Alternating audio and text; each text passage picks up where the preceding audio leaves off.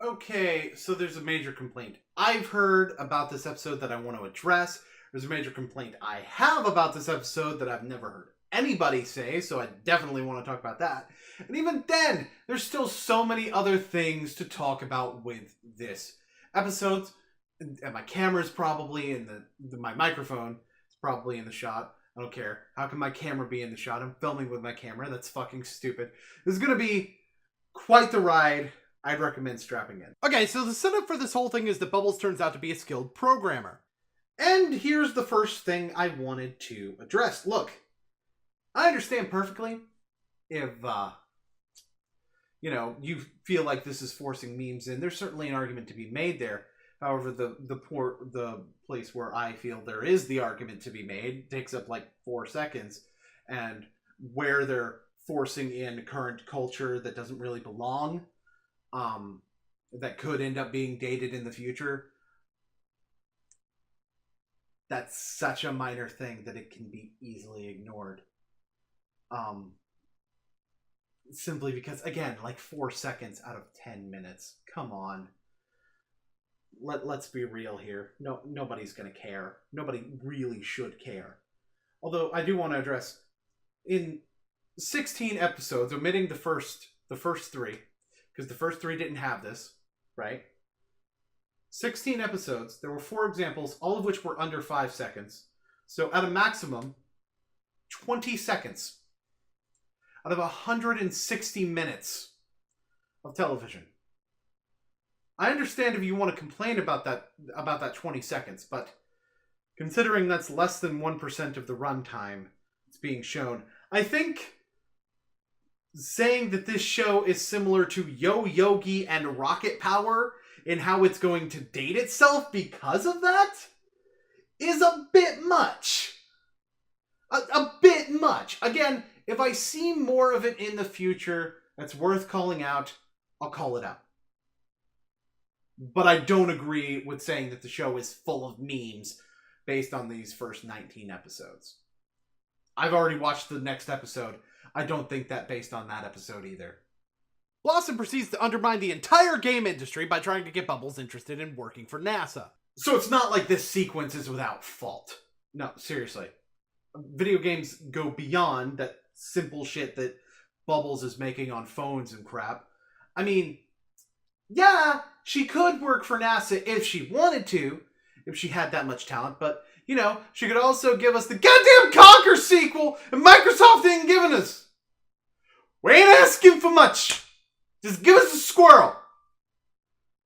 Give us a squirrel! The Amoeba Boys hear this and want to mess with Bubbles' game, which is where the mysterious new villain Silico comes in. And I want to address another complaint I've heard 1 or 2 times. It's not like everybody's saying this, but I've heard a couple people complain about the Amoeba Boys not being joke villains in this series because they're too competent in this episode. First of all, comparisons to the original series, not judging this show on its own merit. I don't agree with that. I've been very vocal about not agreeing with that sort of thing, but I do have a bit of a counter argument.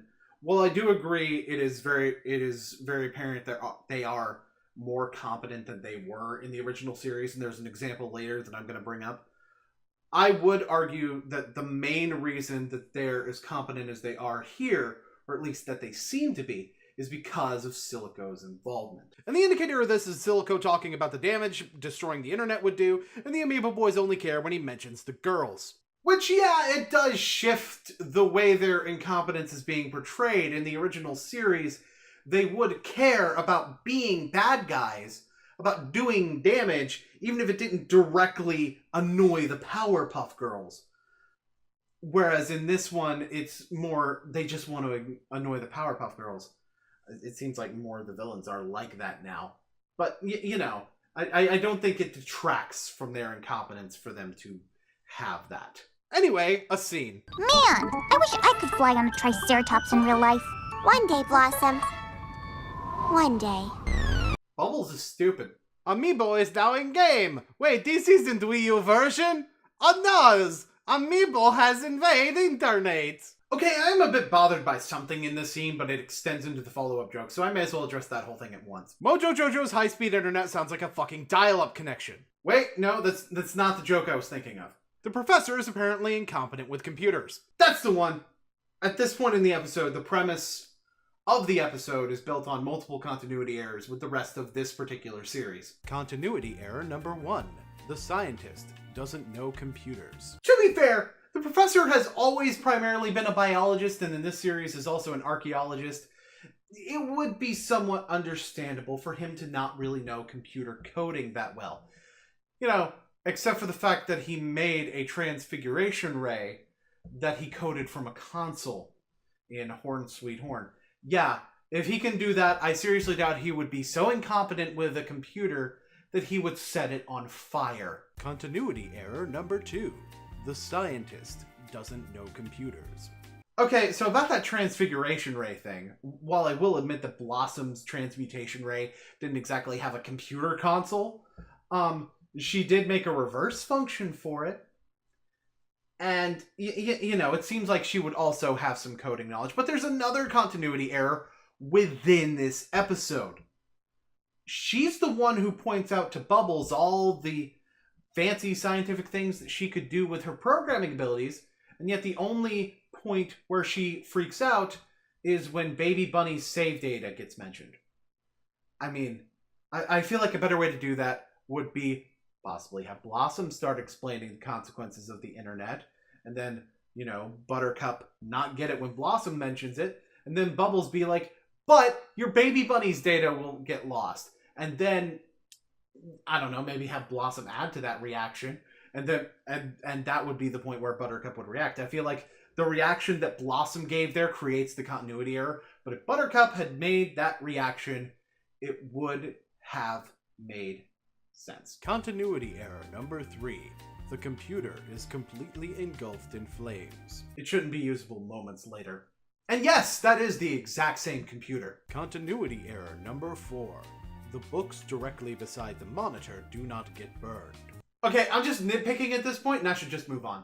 So Bubbles is able to hack them into the internet, but they don't have their powers. Continuity error number 5. They didn't already know they wouldn't have their powers. Yeah, considering they were holding spatulas and had like the freaking colander helmets, seems like Bubbles already knew that they wouldn't have their powers going in because of the... Continuity error number 6. Polarity isn't something that would fucking crash, you stupid idiots. I wasn't done! Seriously, why the hell did they have makeshift battle gear if they thought they would have their powers? They shouldn't need spatulas and crap. The only thing I can think of is if they needed to hold that shit in order to get coded in. But first of all, why was it inexplicably moved afterwards, if that's the case? But also another thing about that is, how would they get out without the stuff if they needed it in the first place? And why would they not come out and they probably, the stuff would drop? It doesn't make a lot of sense. Also, yeah, polarity is the direction of a magnetic field. How do you crash a direction? That doesn't make any sense. Now, can we please stop with the continuity counter? After they get teleported to, hey, wait a minute! They're flying on these web pages! Continuity error number 7. I said no more continuity counter! Best gag of the episode is where both sides say Powderpuff instead of Powerpuff, and then it's revealed that they're on autocorrect boulevard. I mean, it doesn't really autocorrect that way anymore, but that doesn't mean the autocorrect joke wasn't actually funny. Besides, we've all had those weird autocorrect moments, right? Right?